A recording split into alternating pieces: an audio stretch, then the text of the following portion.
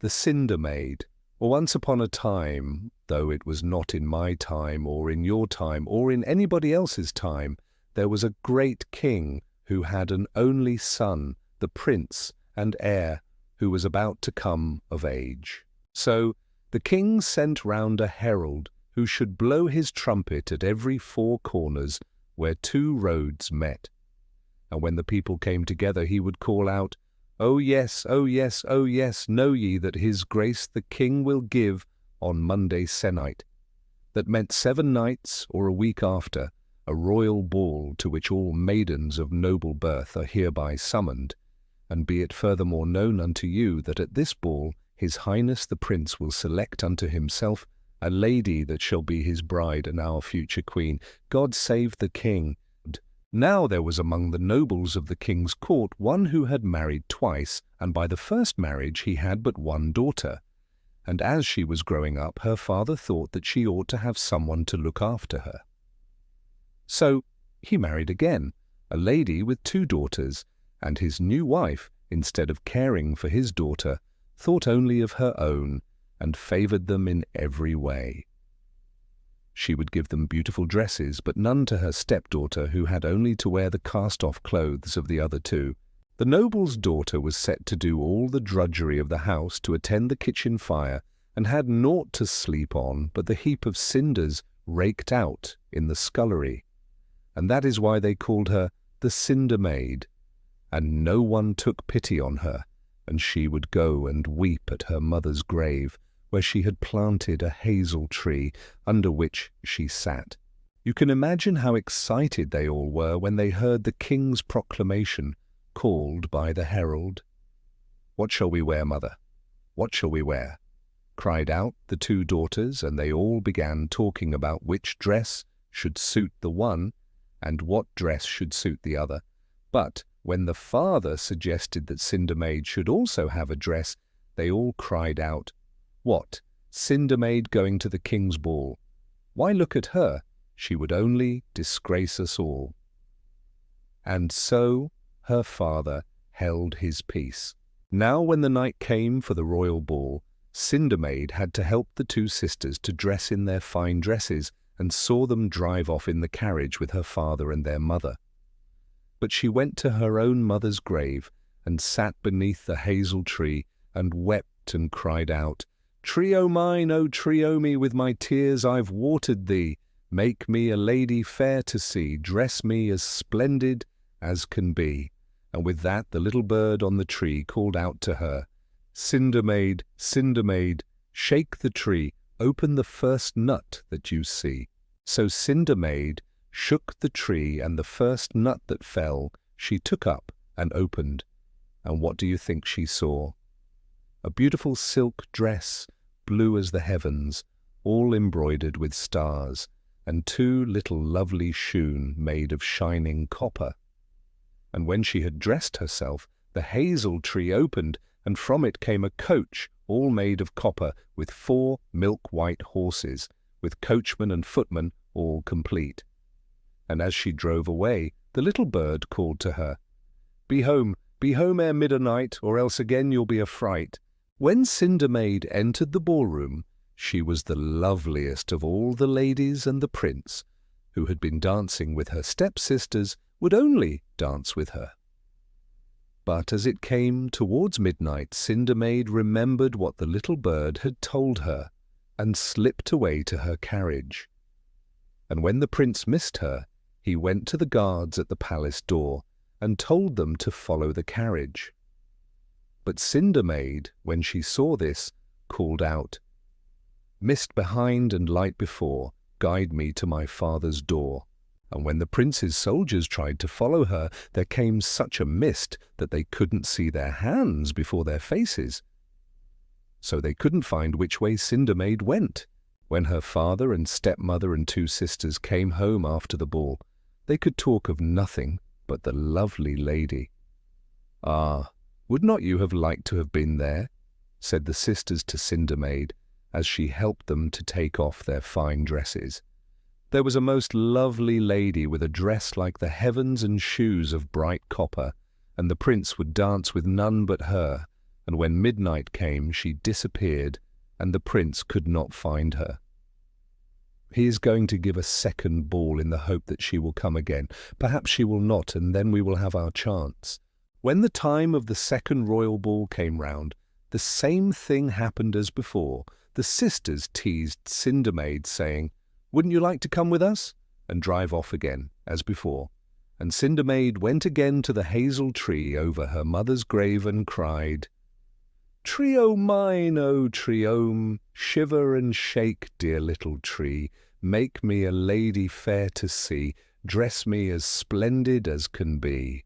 And then the little bird on the tree called out, Cinder Maid, shake the tree, open the first nut that you see." But this time she found a dress all golden brown, like the earth embroidered with flowers, and her shoon were made of silver. And when the carriage came from the tree, lo and behold, that was made of silver, 2 drawn by black horses with trappings all of silver, and the lace on the coachman's and footman's liveries was also of silver. And when Cinder Maid went to the ball, the prince would dance with none but her. And when midnight came round, she fled as before. But the prince, hoping to prevent her running away, had ordered the soldiers at the foot of the staircase to pour out honey on the stairs so that her shoes would stick in it. But Cinder Maid leapt from stair to stair and got away just in time, calling out as the soldiers tried to follow her, "Mist behind and light before, guide me to my father's door."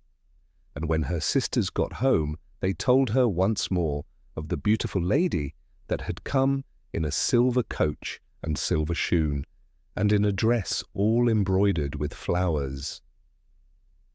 "Ah, wouldn't you have liked to have been there?" said they. Once again the prince gave a great ball in the hope that his unknown beauty would come to it. All happened as before. As soon as the sisters had gone, Cinder Maid went to the hazel tree over her mother's grave and called out, "Tree o' mine, O tree o' me, shiver and quiver, dear little tree, make me a lady fair to see, dress me as splendid as can be." And then the little bird appeared and said, Cinder Maid, shake the tree, open the first nut that you see." And when she opened the nut in, it was a dress of silk, green as the sea with waves upon it, and her shoes this time were made of gold. And when the coach came out of the tree, it was also made of gold, with gold trappings for the horses and for the retainers. And as she drove off, the little bird from the tree called out, be home ere mid-a-night, or else again you'll look a fright." Now this time, when Cinder Maid came to the ball, she was as desirous to dance only with the prince as he with her, and so when midnight came round, she had forgotten to leave till the clock began to strike 1, 2, 3, 4, 5, 6, and then she began to run away down the stairs as the clock struck 8, 9, 10. But the prince had told his soldiers to put tar upon the lower steps of the stairs, and as the clock struck 11, her shoes stuck in the tar, and when she jumped to the foot of the stairs, one of her golden shoes was left behind. And just then the clock struck 12, and the golden coach with its horses and footmen disappeared, and the beautiful dress of Cinder Maid changed again into her ragged clothes, and she had to run home with only one golden shoe.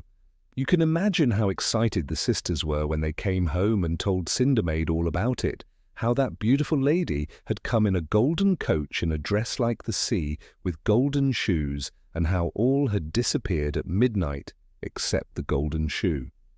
"Ah, wouldn't you have liked to have been there?" said they. Now when the prince found out that he could not keep his lady-love, nor trace where she had gone, he spoke to his father and showed him the golden shoe, and told him that he would never marry anyone but that maiden who could wear that shoe.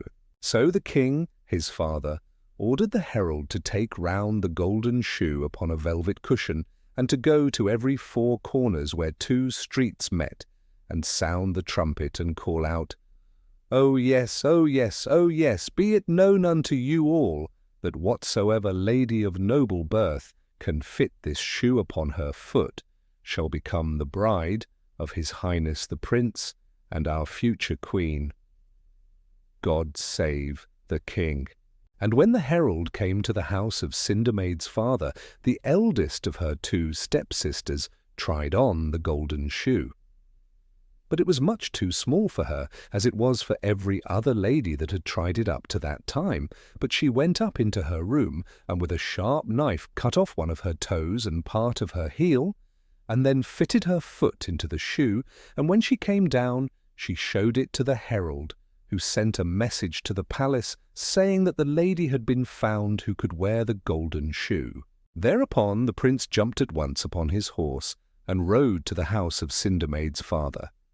But when he saw the stepsister with the golden shoe, "Ah," he said, "but this is not the lady." "But," she said, "you promised to marry the one that could wear the golden shoe." And the prince could say nothing, but offered to take her on his horse to his father's palace, for in those days ladies used to ride on a pillion at the back of the gentleman riding the horseback.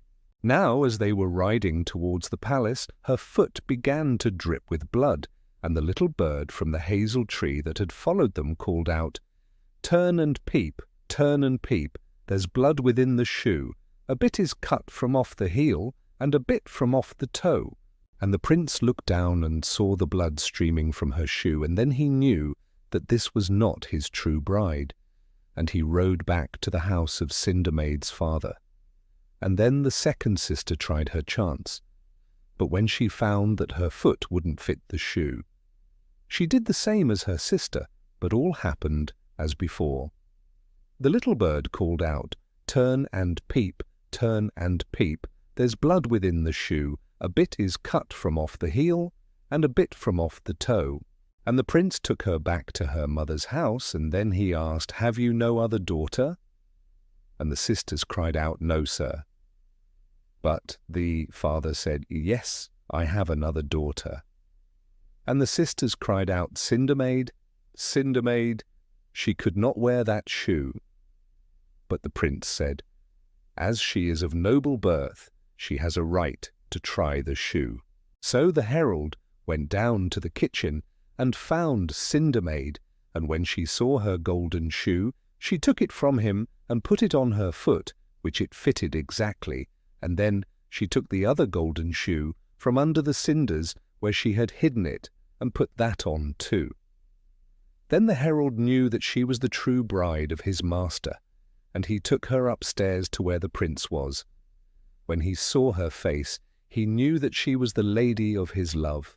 So he took her behind him upon his horse, and as they rode to the palace, the little bird from the hazel tree cried out, "Some cut their heel, and some cut their toe, but she sat by the fire who could wear the shoe."